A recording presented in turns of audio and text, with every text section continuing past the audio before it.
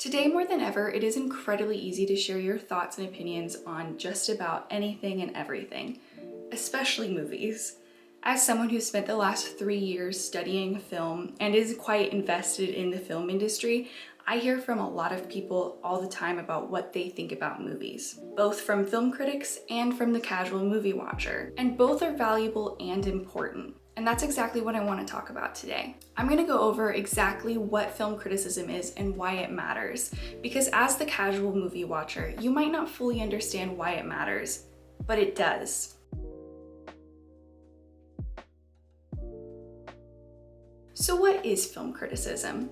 Well, from the ever-reliable Wikipedia, they define it as film criticism is the analysis and evaluation of films and the film medium. The concept is often used interchangeably with that of film reviews. A film review implies a recommendation aimed at consumers. However, not all film criticism takes the form of reviews.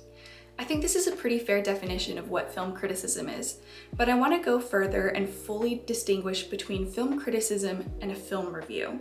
The Queen's University Library gives a great definition of both. Film reviews are written for the general public, usually by journalists or other non-academics, and appear in newspapers, magazines, or online around the time the film is released in theaters. Their purpose is to describe the plot, characters, director, etc. in order to help determine whether or not a film should be seen. Film criticism is the study, interpretation, and evaluation of a film with regard to issues such as historical context, theory, or technical analysis. Film criticism is written by academics and is published in books or scholarly journals. It may sometimes address a specific aspect of a film or focus on the work of a particular director or genre. Critical reviews may be published many years after a film is released. But as the previous definition of film criticism stated, the two have become synonymous for each other. And for the purposes of this video, I will mostly be talking about film reviews, but I will probably be referring to them as film criticism because saying film criticism over and over again sounds way cooler than just saying film reviews over and over and over again. Now, I've taken several classes on the art of film and film criticism, learning to pick out the things in them that make them good, which I've always felt is fairly arbitrary, but it has been a good baseline in determining what is considered good in this field of art. Now, you may be thinking, well, movies aren't art, which would be incorrect. Just like music, movies is a branch of art, hence why I'm getting a bachelor's of art and not a bachelor's of science. But as with all pieces of art, movies were created to be entertaining. Pauline Kael, a very prominent film critic for decades, summed it up really well in this quote from her essay, Trash Art in the Movies. Keeping in mind that simple, good distinction that all art is entertainment and not all entertainment is art, it might be a good idea to keep in mind also that if a movie is said to be a work of art and you don't enjoy it, the fault may be in you, but it's probably in the movie. I will be quoting Kael's essay throughout this video because she brings up some important points to remember about the purposes of movies. I highly recommend checking it out. It is fairly dense. I've read it around, I think 3 or 4 times now, and every single time I read it, I pick up new things. Now let's discuss some of the ways that I've been taught to critically look at film. The main place that I've learned about different criteria when it comes to critiquing films is from Bordwell, Thompson, and Smith's book, Film Art. But what is a criteria or criterion? A criterion is a standard that can be applied in the judgment of many works. By using a criterion, we can compare films for relative quality. The book goes over several different types of criteria. There's realistic criteria, which asks whether a film is accurate or plausible. You would ask this if a film took place during a different time period, or even simpler than that, if it follows the laws of reality, or set within the film its own conventions. Another would be moral criteria, which can either be used narrowly to judge their context in the film, or broadly to evaluate a film's overall significance. On the narrow end, this is more based on an individual's own morals. So you may not like a lot of profanity or nudity or violence in your films, while others may look at that as a sign of a realistic film. Broadly, you can judge a film as good because of its overall view of life, its willingness to show opposing viewpoints, or its emotional range. Some other criteria that are important to point out would be coherence or unity, how well the film flows and fits together, intensity of effect. If an artwork is vivid, striking, and emotionally engaging, it may be considered more valuable. Complexity. A complex film engages our interests on different levels and tends to create several patterns of feelings and meanings. And originality. If an artist takes a familiar convention and uses it in a way that gives viewers a fresh experience, then all other things being equal, the resulting work may be considered good from an aesthetic standpoint. The book does a really good job of describing how these criteria work together. Note that all these criteria are matters of degree. One film may be more complex than another. Moreover, there is often give and take among the criteria. A film may be complex, but lack coherence or intensity. 90 minutes of a black screen would make for an original film, but not a very complex one. A slasher movie may build up great intensity in certain scenes, but may be wholly unoriginal, as well as disorganized and simplistic. In applying the criteria, we often must weigh one against the other. I wanted to go over these criteria because for the most part, it lays out the way that a film critic views a film. Now, every film critic has their own criterion because there is no set criterion when it comes to film, just as the things that I look for in a film may drastically vary from the things that you look for in a film, which is the beauty of all forms of art. Let me briefly go over the way that I like to view films because I've simplified it down quite a lot. I ask myself two things. Did it meet or exceed my expectations, and did I enjoy it? If it answers yes to both of those questions, then I believe that the movie has served its purpose. I will then go back and look at the film a bit more critically based on the criteria that I've already gone over. Now come back in 5 years and ask me how I evaluate film, my answer is probably going to be different because we are constantly growing and changing as time goes on. But let's briefly look at some of the most popular film critics. The one you may be most familiar with if you read film reviews is probably Roger Ebert. Ebert wrote for the Chicago Sun-Times from 1967 until his death in 2013. He was the first film critic to win the Pulitzer Prize in criticism. He's often still referred to as America's greatest film critic and was most definitely America's most prominent and influential film critic. I like to think of Ebert as the people's critic. He loved movies so much, and it's very clear in reading his reviews just how much he loved them. Next, there's Pauline Kael. Kael wrote for the New Yorker magazine from 1968 until 1991. She was known for her witty, biting, highly opinionated, and sharply focused reviews, and her opinions often differed from those of her contemporaries. Her reviews tended to be longer and leaned more on the side of criticism than of review. The last that we'll look at is John Simon. I'm not really a huge fan of John Simon. He is what I imagine most people envisioning a film critic to be like. His reviews usually leaned more towards tearing apart a movie than trying to find something good in it. What does make Simon a bit different than Ebert or Kael is that he was also a critic for theater and literature. That does not stop me from imagining him as Ego from Ratatouille. These are just 3 examples of how varied film criticism is. But I'm not a film critic, so I thought who better to talk on this subject than a film critic?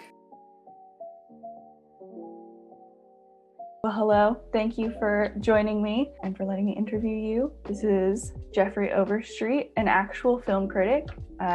So I have a source.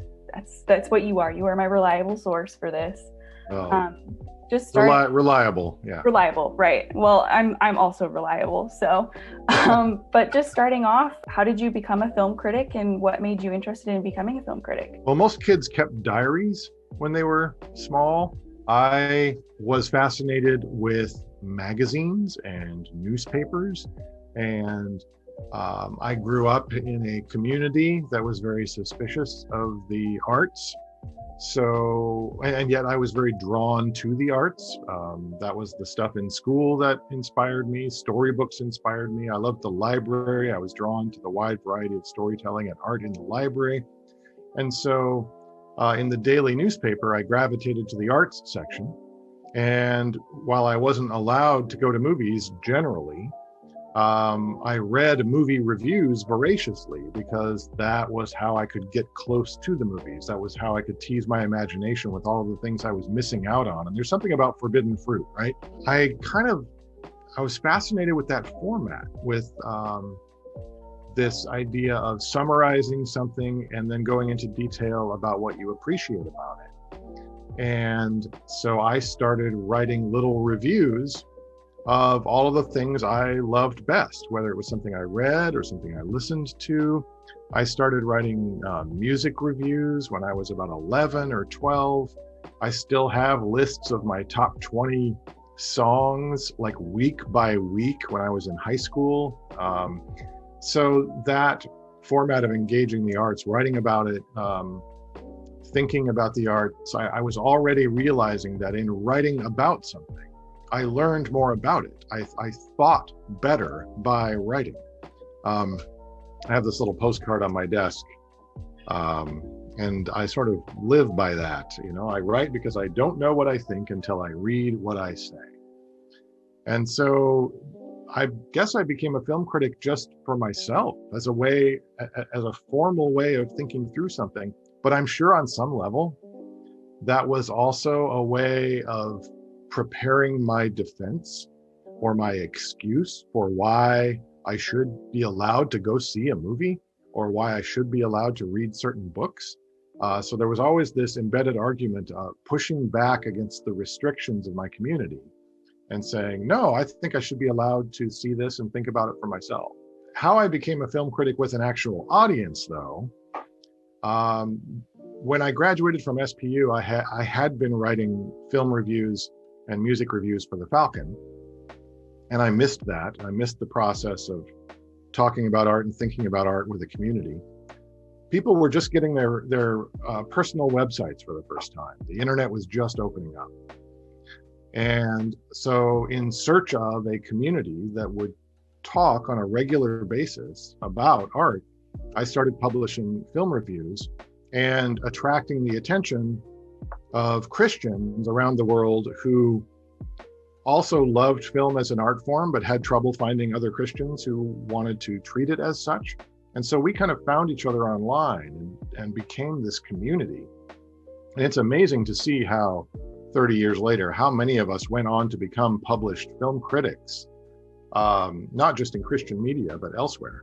So it was because of that Christianity Today invited me in 2001 to become their regular film columnist on their website. And I did that for about 10 years. So that was sort of how I got into it professionally. Very nice. Are you working somewhere right now writing about film? These days, I'm just writing about film for my own website. I occasionally contribute something to Image Journal, or if somebody asks me to write about something or appear on a podcast, I'll do that. But teaching has proven quite demanding, and I haven't yet figured out how I could contribute regularly as a film critic while also upholding the demands of that. And that's okay, actually, because my interest in the kinds of things I write about film have moved on beyond the usual Friday opening day review to much more exploratory, personal kinds of essays about the lasting influences of certain films in my life, or writing about film as a way of approaching a bigger subject, whether it's something happening politically or addressing a theological question. After about 20 years of writing regular reviews, I kind of got bored with the format. But I do post regularly on letterboxd.com, which is a really wonderful social media platform for people who love movies. And I will post just sort of off the cuff first impressions there. All right. So next, how do you define film criticism? Well, I guess I'm just sort of expanding on something I already said, and that is that to me, film criticism is just thinking about film in writing. So there are the first impression reviews, which are often written to persuade people who are curious about whether or not this is worth their time. And that involves a lot of concerns about avoiding spoilers, but also sort of educating the reader about who's involved, what their track records have been elsewhere, making clear the genre, what's familiar, what's new and unfamiliar, what's well done, what's not so well done. That's a very useful form of criticism, and probably on the map of criticism, that's probably the freeway system. I mean, those are the big roads with lots of traffic all the time. Rush hour, whenever new movies open. But there are these wonderful meandering avenues of criticism that are ways for people to write about themselves and what movies open up in them, what movies help them express about themselves or reveal to them about themselves. Most of my favorite critics write with a mix of sort of artistic analysis, personal reflection, and they have an eye on some bigger question that reminds us that we shouldn't treat film as some closed thing, as something that's just in and of itself an end, but that film is a means by which we can think about what's important in our lives. So for me, film criticism is just all the meaningful ways we can think about and talk about film, not arriving at a judgment, hopefully, but as a way of, I mean, the word essay it's a journey to set out on a journey with a movie, to develop a relationship with a movie. And film criticism is sort of a document of that writer's relationship with the movie at that particular moment. Kind of going off of that, and you kind of already answered it, but what value do you place in film criticism? Wow. I mean, I could write books about that. I mean, I have come to appreciate films I didn't like the first time by reading about them. I have discovered films I would never have seen by reading about them. I have met some of my closest friends by reading what they wrote about movies and then deciding I really needed to talk to these people.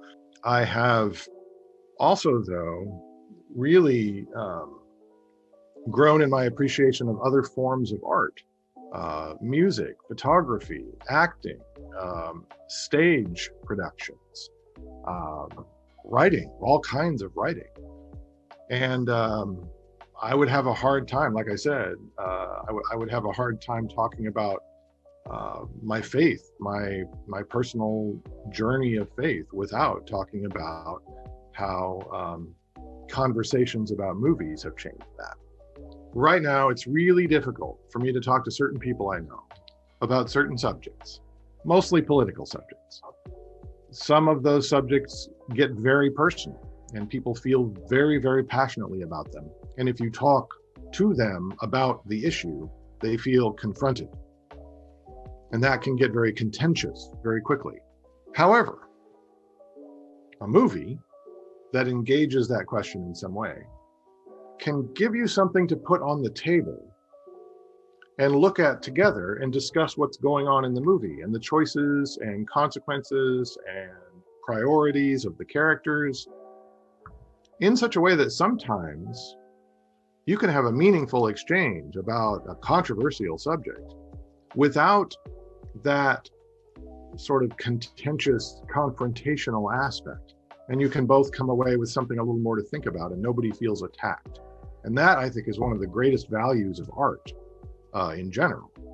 So the value of film criticism, to some extent, is also the way in which it enables us to talk about things without taking things so personally. Do you have a set of criterion for rating movies? If so, what is your criteria? Well, sometimes that's bound to the particulars of whatever website I'm working with. I mean, if I've just seen something and I go to Letterboxd to share my first impressions, I can make a few notes, and then Letterboxd gives me the option of a 0 to 5 star rating, right? But then they also have this little heart and you can select that. What do these things mean? It's hard to describe.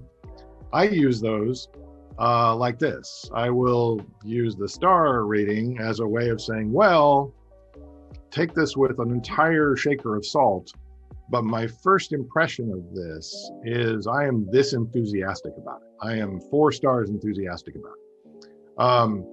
But there I'm probably talking about the artistry, like how well it is made. Now the little heart is going to tell you whether I liked it or not. And that's a different thing. There are a lot of terrible movies that I really love. I would give them 2 stars out of 5 and then click on the heart. There are a lot of great films that are undeniably masterpieces that have changed filmmaking, that have influenced generations of filmmakers. And I watch them and I go,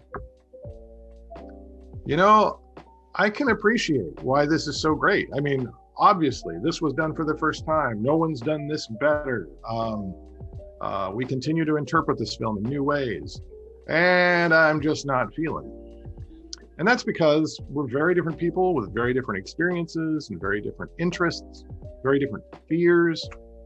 We come from particular cultures with particular languages and family histories. All of that is at work when you look at any work of art for the first time. So rating is very subjective and not to be trusted. And I can tell who I'm going to get along with in the world of movies when I find somebody who actually reads what somebody writes about a film and then forgets or doesn't look at all at the rating, because the rating tells you so little, and it's probably going to be different the next day anyway, the next time they look at that thing. So I don't really have a set criteria.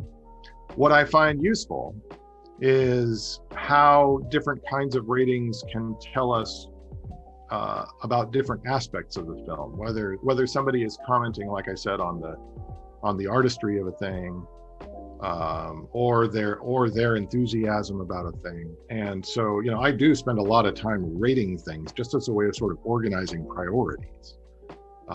But that's not where the real meaningful conversation happens. Well, I just only have one last question for you, which is, what is some advice you would give to someone who is interested in pursuing a career in film criticism? Well, I could save you a lot of time by letting you know that you can look this up. I've written an article called Letters to a Young Film Critic for Comment magazine several years ago. And it's basically like a top 10 list of suggestions to people who want to become film critics. One of the things I talk about there is I think people should write first as exploration, as a way of thinking about things, as a way of discovering what you think. I recommend that they read film critics voraciously, like I said earlier, to learn and absorb all the different forms that can take, to learn what's happening in the conversations before you try and join it, so you don't embarrass yourself. But don't be ruled by fear either. I mean, take risks and join conversations. But I think also, just on a practical note, it's important not to hurt yourself by thinking you're going to have a career in film criticism. It may be that those days are over. Most people I know, even the most accomplished, most famous, most widely published film critics, have a very steady job doing something else as well.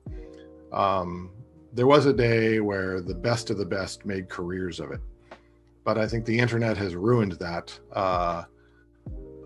Not that that's a bad thing. It's given everybody a voice and expanded the boundaries of the conversation exponentially, and helped overcome the fact that the people who had careers as film critics were very privileged people. Now it's an international conversation across income levels, across disciplines. And I think that's awesome. So you have to do it because you love it.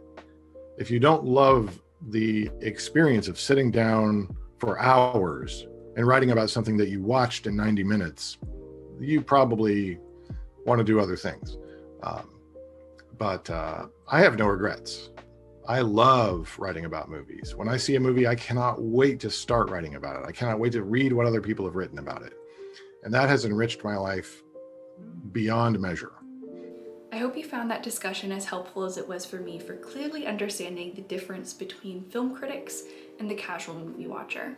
Now, I think that the casual movie watcher could probably get away with never reading a film review, and it wouldn't really impact their movie watching experience. But there are quite a few benefits to reading reviews, as Jeffrey discussed. Perhaps next time you read a review, you'll be able to interpret it differently than you would have before.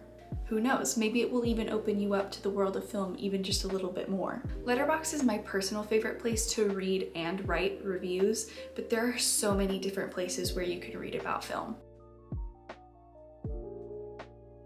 Now that we've talked in depth about film criticism and how to decipher what a good film is, let's talk about the greatest film ever made, or the fact that there is no greatest film ever made. Now, I've already discussed how everybody has different tastes in movies, and that's one of the reasons why it's so hard to pinpoint what the greatest film ever made is. Though people have tried. I asked on my Instagram story what my friends thought the greatest film ever made was, and the answers varied from The Shawshank Redemption to Blades of Glory. Now, none of my friends gave wrong answers, because there is no right answer, though I am disappointed because nobody gave the correct answer.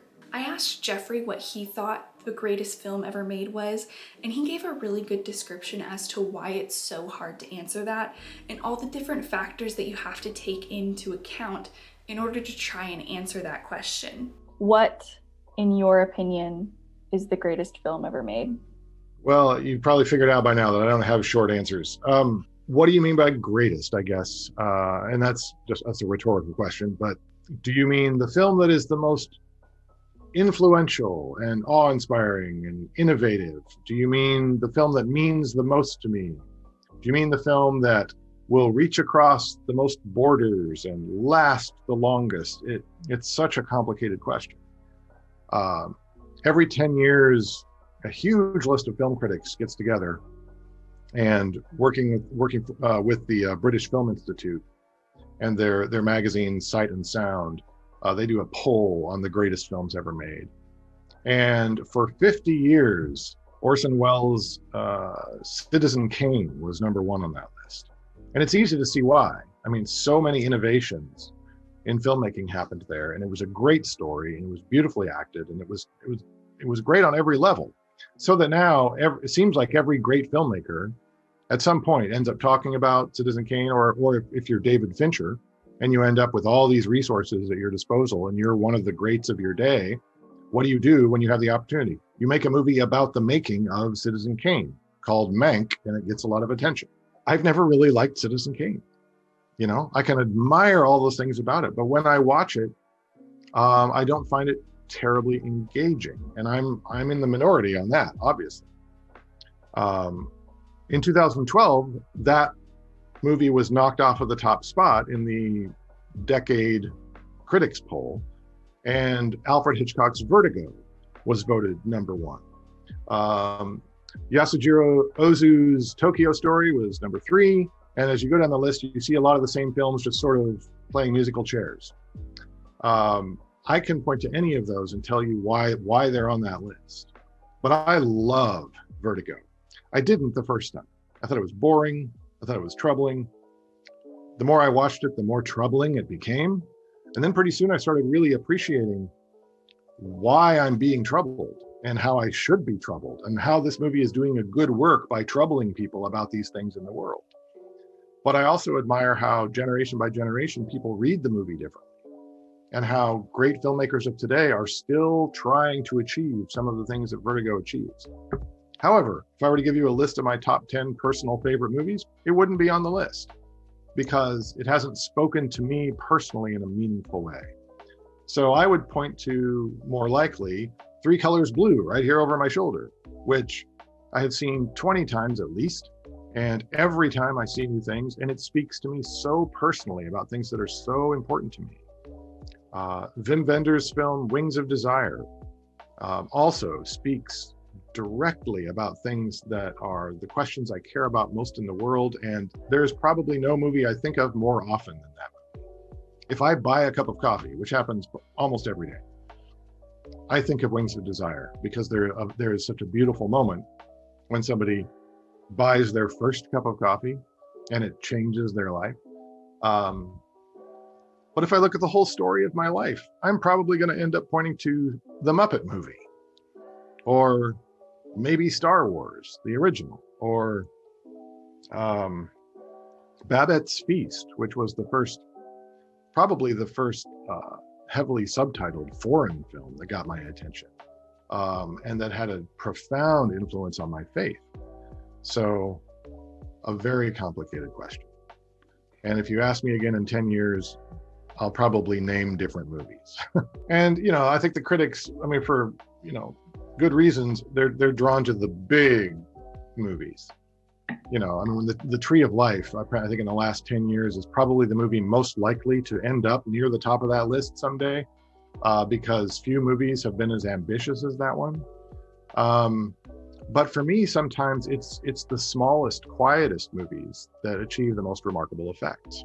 There's a film called The Sun, which I think I showed in a class you were in. That's just about a carpentry teacher who takes a strange interest in one of his students, and the relationship between that man and that boy starts out by scaring the daylights out of the audience because they think it's going to go a certain way. But then as the secrets of that relationship are revealed, by the end of the movie, you are watching one of the most difficult stories of one human being's decision that I've ever seen. And it's such a profound story about humility, about forgiveness, about reconciliation. So sometimes I think the greatest films just don't have the stuff that immediately impresses people enough to register. But if you give them time and attention, they will be the ones that do the greatest work on your heart. Jeffrey brings up the Sight and Sound magazine poll for the greatest film ever made. The current 3 top greatest films ever made are Vertigo, Citizen Kane, and Tokyo Story, respectively. Now, I'm sure most people have at least heard of Vertigo and Citizen Kane if they haven't already seen it themselves. But Tokyo Story is maybe the one that you haven't heard of before. Now, I have seen it, and I do believe that it deserves that spot on the list. But if you were to watch it, you might not fully understand why. Also, the chances of you falling asleep while watching it are pretty high because I ended up falling asleep while watching it. The story is incredibly simple. An elderly couple go to visit their children in Tokyo, but once there, everyone is too busy to spend any time with them. And that's about it. Nothing much else really happens during the film. Despite it being such a simple story, I was incredibly moved by this film. It deals with themes of family and loss in such a beautiful way. I highly recommend checking it out if you can, but don't forget to pour yourself a cup of coffee first. I bring up the idea of the greatest film ever made just to show you just how varied our answers can be. Just looking at how my friends answered the question, no one answered the same movie twice. But this is where the fundamental difference between entertainment and art comes into play. Kale talks quite a bit about this key difference between entertainment and art in her essay. The movie doesn't have to be great. It can be stupid and empty, and you can still have the joy of a good performance, or the joy in just a good line.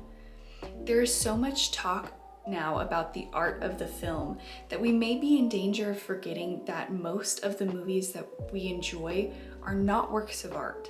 This is an important distinction to remember. As the casual movie watcher, you're allowed to enjoy trash films. The film critic will note, though, that it is a trash film. Kale goes on to later say in her essay that we generally become interested in movies because we enjoy them, and what we enjoy them for has little to do with what we think of as art. So I will continue to say that Tokyo Story is one of the greatest films ever made, but it's not a film that I plan on rewatching frequently. In fact, I haven't rewatched it since I watched it for the first time 3 years ago. There is value in watching artistic movies. Many push the limits of filmmaking and storytelling and have a large impact on the films that are made after. But on any given Friday night, I'd probably rather watch John Wick or Game Night, because the purpose of movies is to be entertaining. Trash doesn't belong to the academic tradition, and that's part of the fun of trash, that you know or should know that you don't have to take it seriously, that it was never meant to be any more than frivolous and trifling and entertaining. As the casual movie watcher, you know instinctively that movies are meant to be enjoyed, which is one reason why you're more likely to enjoy Netflix's newest rom-com even after watching it and thinking to yourself, wow, that was really bad. Why do you think Hallmark keeps making movies even though they keep recycling the same story plots? Because even though you know exactly what's going to happen in every single Hallmark movie that you watch, they are arguably enjoyable movies to watch. You are allowed to like the movies that you like regardless of what critics or anyone else says. But we need film criticism because it opens you up to the even larger world of film. Like Jeffrey said, by reading one review, you can discover a ton of movies that you never would have heard of otherwise. Some reviews can also help you fully understand parts in movies that maybe you didn't understand the first time watching. So sometimes a critic's review of a film that you really enjoyed may seem a bit harsh, but now you have a general understanding of what goes into writing film criticism. Thank you so much for watching. I hope that you enjoyed, and I hope that you learned something new about film criticism. Hopefully after this, you're able to look a little bit differently at film reviews. And yeah, I hope that you have a wonderful rest of your day. And remember that wherever you go, there you are.